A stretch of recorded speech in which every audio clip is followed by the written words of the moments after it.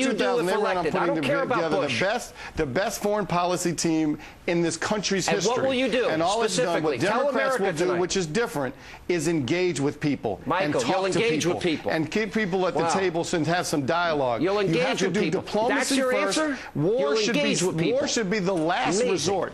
Conflict should be the last resort. The Bush policies We'll haven't talk to worked, Osama Sean. bin Laden. The American That's what we'll do. people We'll are talk to speaking, him. and you don't want to Or, listen. It's almost like you disagree with the American people.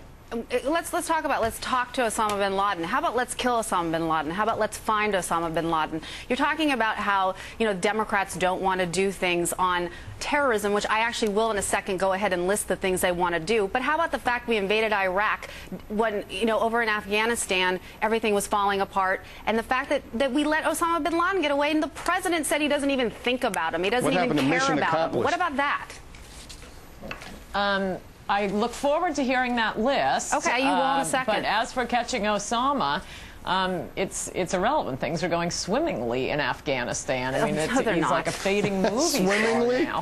Things in Afghanistan are going horribly, but this is interesting. Osama bin Laden is irrelevant. The person, the mastermind behind the al-Qaeda attacks on the United States is completely irrelevant. Is that what you're saying? Right. It was handed to Bill Clinton twice. Oh, it's Bill and Clinton's Bill Clinton fault. said no. Yeah, because I think that actually George Bush was president in 2001. I know you're trying to imitate Alan Colmes, but at some point he does let me answer. Let's go, Michael, why don't we talk about the things that the Democrats actually are doing about the fact that all of the Republicans have voted against all the things that Democrats have brought up, like increasing funding for border security, increasing funding for port security, increasing funding for airline security. I mean, isn't that true, Michael?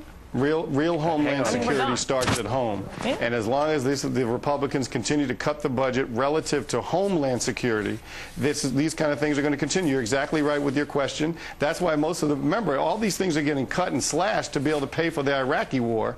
We're forgetting about the war on terror. And let's keep in mind, the war on terror is not just a foreign war. We have homeland folks here that want to cause our government harm, too. We have to watch out for the Timothy McVeighs of the world, as well as folks in different parts of the world. So let's keep that in mind. This is not one kind of person we're fighting.